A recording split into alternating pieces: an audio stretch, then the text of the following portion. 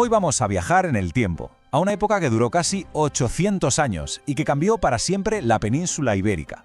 Es una historia fascinante, la de dos mundos, el cristiano y el musulmán, que a veces chocaron, sí, pero también convivieron y crearon algo totalmente nuevo. Un legado que de hecho sigue muy presente hoy en día.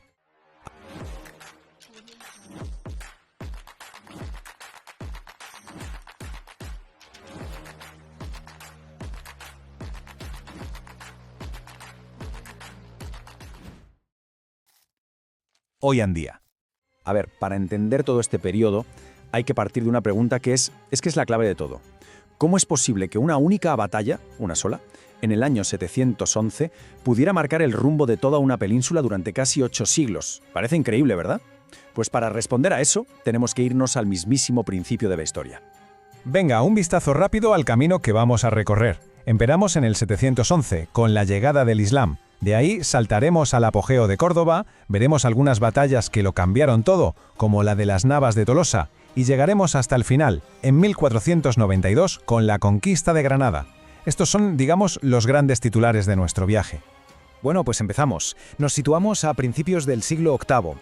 Hay que imaginarse la península, no era un lugar vacío, ni mucho menos. Estaba dominada por un reino que parecía muy poderoso, el reino visigodo, pero que en realidad estaba a punto de romperse en 1000 pedazos.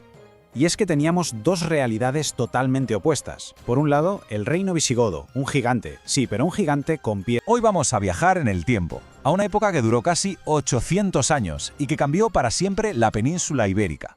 Es una historia fascinante, la de dos mundos, el cristiano y el musulmán, que a veces chocaron, sí, pero también convivieron y crearon algo totalmente nuevo. Un legado que de hecho sigue muy presente hoy en día. A ver, para entender todo este periodo, hay que partir de una pregunta que es la clave de todo. ¿Cómo es posible que una única batalla, una sola, en el año 700... La batalla de Guadalete fue el final, un auténtico punto de no retorno. En mitad de la lucha, una parte del ejército del rey Rodrigo lo traiciona. Simplemente se dan la vuelta y lo dejan tirado. El resultado, claro, fue una carnicería. Rodrigo murió, su ejército fue destrozado y lo más irónico es que los vencedores no hicieron distinciones. Ejecutaron tanto a los leales como a los traidores. En un solo día, el reino visigodo, se desvaneció, desapareció del mapa.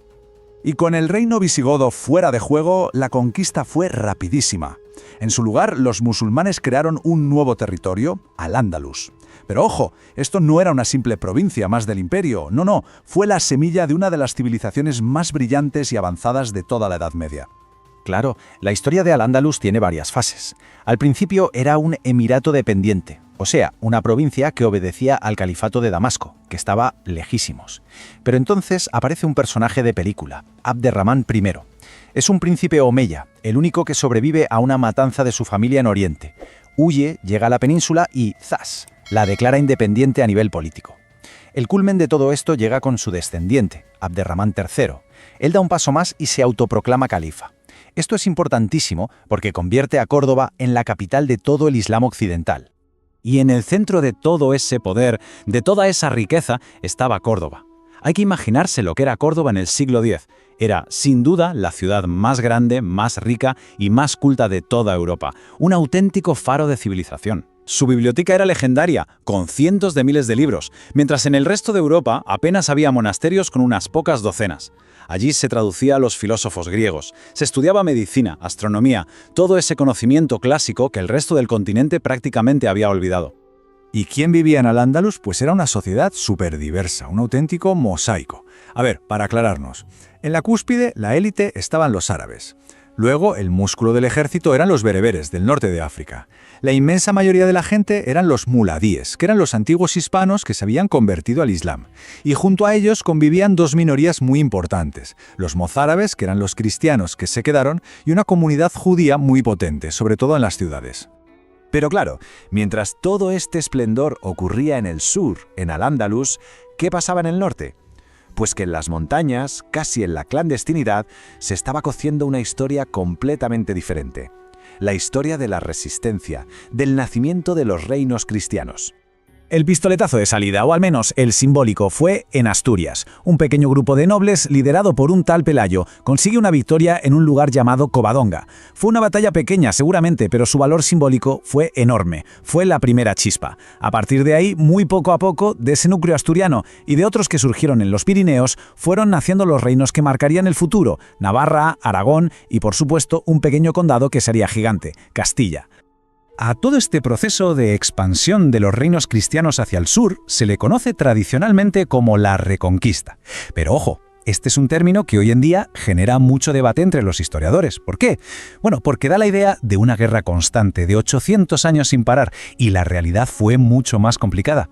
¿Hubo guerras? Sí, muchísimas, pero también hubo largos periodos de paz, pactos, alianzas, incluso entre reyes cristianos y musulmanes. O sea que, como casi siempre en la historia, las cosas no son en blanco y negro.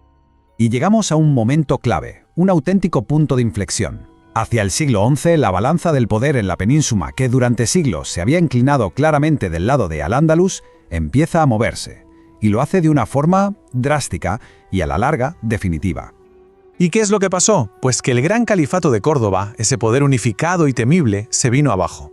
Las luchas internas por el poder lo hicieron saltar por los aires y se fragmentó en un montón de pequeños reinos, los famosos reinos de taifas. De repente, donde antes había un único y poderoso estado, ahora teníamos, pues eso, docenas de reinos pequeños, débiles y, para colmo, peleados entre ellos. Claro, este nuevo escenario cambió las reglas del juego por completo. Los reinos cristianos del norte, que cada vez estaban más fuertes y organizados, vieron la oportunidad perfecta. ¿Qué hicieron?